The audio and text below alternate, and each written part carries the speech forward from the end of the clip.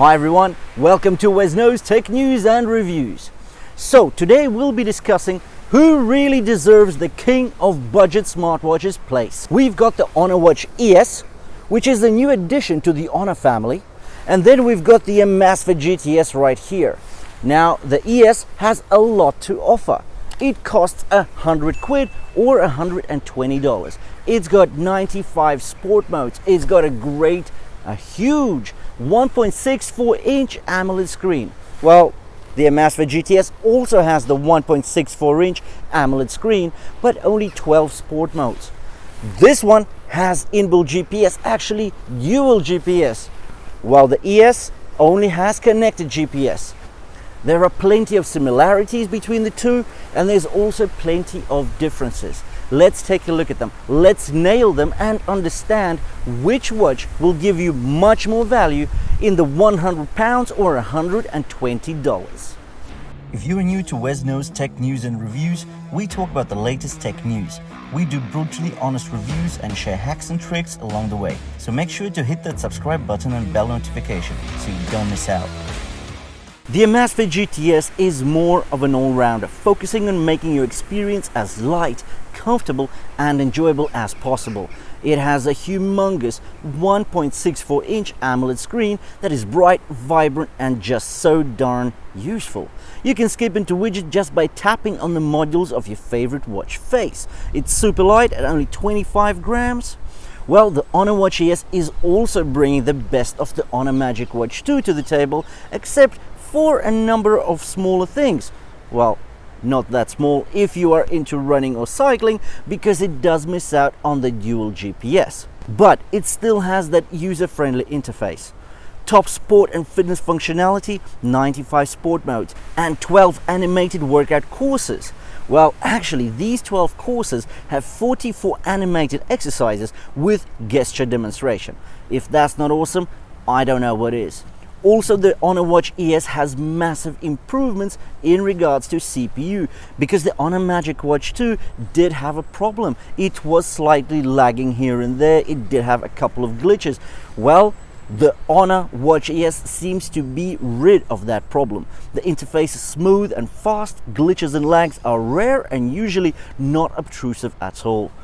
But now let's dive into the details and clear out the differences and the similarities, and we can decide which is the budget king after all. Let's look at the design of these two watches. The Amazfit GTS features a rectangular design, offering a significantly more useful screen space than the Watch ES. The GTS case is aluminium and hence light. The GTS weighs only 25 grams, but the ES is even lighter at 21 grams. There is a single button on the right of the watch face, similar to that on the Watch ES. Potentially, if the buttons were steel, the watches would look a bit more premium, but it's not a deal breaker at all. The GTS really nails it with a case that sits only 9.4mm high on your wrist. While the Watch ES is also very thin, it is slightly thicker at 10.7mm. You probably have noticed that the Watch ES here does have a slight curvature on top. Optimally, of course, it would have probably meant to be curving around your wrist, but the curve is just not that significant. While the Amazfit GTS is flat, but still, because it is rectangular, the actual face is not as elongated, and I can say that it does sit more comfortably on smaller wrist sizes. Let's touch upon display before we get into the features and functionality of these two budget smartwatches. Both watches feature AMOLED screens for bright and crisp displays. Even though the price is budget, I absolutely love the premium AMOLED displays. The blacks are very deep on both, and you can read off the watch faces inside and outdoors. The resolution is just a notch higher on the GTS though, with 348 by 442 pixels versus 280 by 456 on the Watch ES. The Watch ES case is elongated and will literally stretch across your wrist. The Gorilla Glass is also slightly curved, so it will protect you from the scratches and the knocks. The brightness settings are adjustable. Auto brightness and screen timeout options are also available on both trackers, although the brightness gauge on the GTS is much easier to use than the 5 levels on the Honor Watch ES. The brightness bar is very easy to use and essentially has much more brightness levels available because it smoothly moves from bottom to top. There's also always on display available on both watches. Now, the GTS allows to reduce battery drain by both automated and manually settings of the off hours, effectively the times between which you would expect to be asleep and will not be needing the always on display. Now, that's very intelligent for such an inexpensive watch. Of course, you can also download faces from the Huawei Health and Amazfit apps, but I take my hat off to Amazfit GTS as the faces are customizable and offer widgets that can be tapped into right from the watch face. With the Watch ES, you have to follow the same process of swipes and taps to take you to the screen you want. Let's talk sports and activities management. So with the Amazfit GTS right here, it's good. It's not excellent, it's good. It does have dual GPS, but it only has 12 sport modes. So yes, they are well chosen. You would have the likes of running, walking, indoor running and outside running, by the way. But then again, 12, is that really enough? In one of my previous comparisons, I was having a look at the GTS and the Honor Magic Watch 2, but I was playing tennis. And there is no tennis sport profile in the 12 available on Amazfit GTR and GTS. But the Amazfit GTS does have dual GPS. And that is great if you want to measure your distance, your speed, your cadence. A positive note though is that both of the watches are waterproof up to 50 meters. Now with the ES, it gets a bit more exciting here, because you do have 95 sport modes. Can you imagine this? 95 sport modes, that's a lot.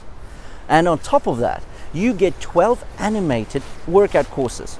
So if you remember on the Honor Magic Watch 2, you had the 13 running courses of varying intensities. But because there is no GPS here, it's only connected GPS, you get 12 workouts. But these workouts actually have 44 inbuilt exercises which are actually shown to you on the screen, and they look great. The fact is, gesture demonstration is actually quite important, because without it, how do you know if you're making an exercise right or wrong? So I really do enjoy that feature. On top of that, the Watch ES actually has 6 activities that it auto-recognizes. Now that's again very intelligent, very smart, and completely unexpected at £100 or $120. But as I've already said, the Amazfit GTS is not giving up that easily, because you see, Amazfit watches have actually signed a deal with Pi. Pi actually stands for Personal Activity Intelligence. It's a single metric, just one value, which will tell you all about your respiratory cardiovascular health. How easy is that? And in fact, this Pi metric has become so popular that quite a few insurance companies and health experts are starting to use that as their benchmark. With Pi, it works quite simply. As long as your value is over 100 points, that would mean that your risk of cardiovascular disease decreases by approximately 25%.